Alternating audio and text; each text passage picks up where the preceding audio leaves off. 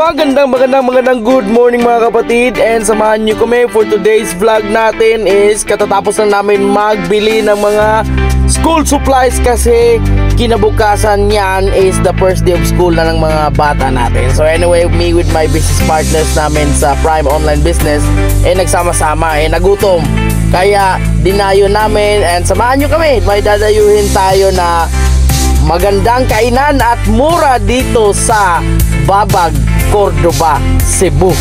Okay? So ang tawag dito mga kapatid is tinatawag na parisan sa Babag. Samahan nyo ako kapatid, pakita ko sa inyo. Dinadayo ito at dinudumog ng mga tao kasi mura at masarap.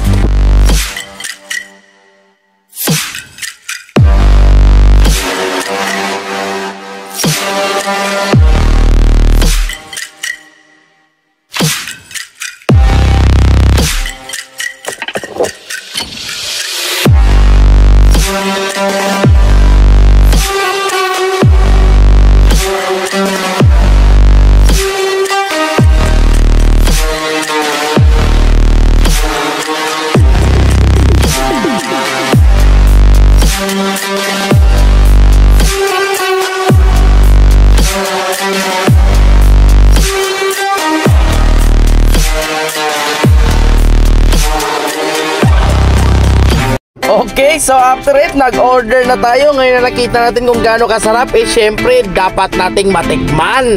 Okay, so umupo tayo. Yan, post muna. Syempre, order muna tayo. At yan na, nag-prepare na sila ng in-order namin.